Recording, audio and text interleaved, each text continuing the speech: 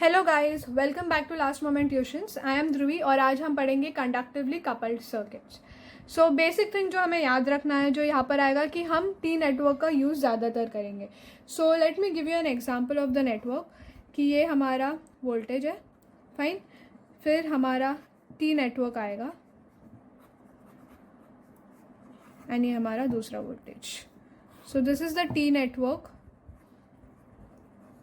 with voltage V2, say this is minus, this is plus. So here the current flowing is in this direction, here the current flowing is in this direction. So this is Z1, Z2 and this is Z3. So normally जब भी हमें conductive coupled circuit निकालना है तो हमें in terms of Z1, Z2, Z3 ही लिखना पड़ेगा। So always remember कि Z3 जो भी है वो म्यूचुअल इंडक्टेंस के साथ रिलेट करता है एंड Z1 और Z2 जो है वो self inductance and mutual inductance के साथ रिलेट करता है। फाइन, इन फ्रीक्वेंसी डोमेन हम लिखेंगे, यानी कि जे ओमेगा एम होगा for Z3 and for Z1 and Z2 it will be j omega L plus M और it will be j omega L minus M depending on the directions. Fine, so let us start with the first question. As you can see in the first question कि हमारे पास voltages दिए हुए हैं, fine. तो हम current का direction हमें पता चल गया यहाँ पे। So you can see that the current I1 over here leaves the dotted point, right? देखो I1 यहाँ से लीव कर रहा है, जबकि जो करंट I2 है वो एंटर कर रहा है डॉटेड पॉइंट से। तो दोनों का डायरेक्शन अलग है, तो हम क्या कह सकते हैं कि जो म्यूचुअल इंडक्टेंस होगा, म्यूचुअल इंडक्टेंस जो M है हमारा, वो हो जाएगा नेगेटिव। ओके, अब हमारे parameter Z1, Z2, Z3 analyse करने पड़ेंगे हमें। सो Z1 जो है that will be equals to j omega. Now L और M है, राइट?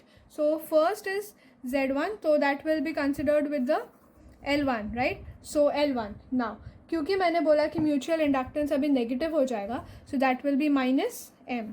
फाइन, वैसे ही Z2 that will be j omega is related with L2 inductor minus M and Z3 is equals to j omega m. Fine.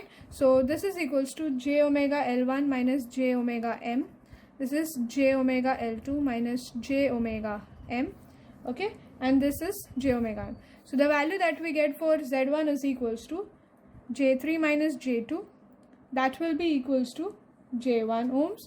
Z2 का value we get is j3 ohms. And Z3 का value that we get is j2 ohms. Fine, so I hope you have understood this. तो इसमें कुछ करना नहीं था, basically it was just j omega L plus M और L minus M. Since we said that mutual inductance M अभी negative आ चुका है, इसलिए माइनस एम कर दिया and we just substituted our values. Fine, and how we did that is 3 minus 2 is 1, next is 5 minus 2 is 3 and then m is 2. Okay, now अभी हमें इसका इक्विवेलेंट सर्किट बनाना है, तो how will the diagram be? So this will be our voltage, फिर हमारा capacitor जो है, so this will be minus J4 ohms as it is.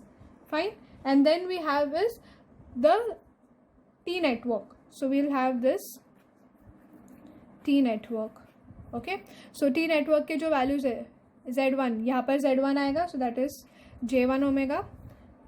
Next is Z2, so J3 omega, this will be J2 omega. Then we have is a J6 omega inductor, and then we have a resistor that is 10 ohms. Okay, so this is the circuit that we have. Sorry, here we also have 2 ohms. Okay, so I hope you have understood this. कैसे कि हमने ये V1 डाल दिया, उसके बाद हमने सिर्फ इसका नेटवर्क रीड्रॉ किया है, बाकी सब कॉम्पोनेंट्स एज इट इज़ ही है, as you can see over here. तो ये 3 कैलकुलेशंस वाले हमने टी नेटवर्क में सब्सटीट्यूट कर लिया। So let us see another example of the same. So here is the question again. First we need to find that mutual inductance positive है या negative है। सो यहाँ पे हम देख सकते हैं कि current I1 is entering through the dotted point and यहाँ पर I2 is leaving through the dotted and. So therefore जो हमारा म्यूचुअल इंडक्टेंस होगा वो होगा नेगेटिव। फाइन, उसके बाद हमें ढूंढना है Z1, Z2 and Z3। Z3 is j omega m, very simple, this is j omega L and M. Okay, again j omega L and M, right? This is with respect to first inductor, this is with respect to second inductor. अभी M negative है तो ये minus हो गया. So यहाँ पर जो हमें वैल्यू मिलेगा that is j omega L1 minus j omega M. This is j omega L2 minus j omega M. So the value of L1 is 5 and the value of mutual inductance, that is equals to 6, right? So this is equals to minus j1 ohms. So again over here 10 minus 6, that is 4, so j4 omega, and this is equals to j6 omega. So again we need to redraw the circuit. So again we have here is the voltage that we already have.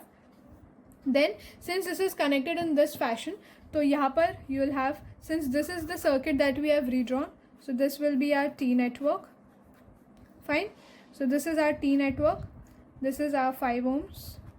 So here we have is minus j1 omega, here we have is j4 omega, here we have z3, that is j6 omega, and here that we have is, yeah, as you can see over here, here we have a resistor and a capacitor.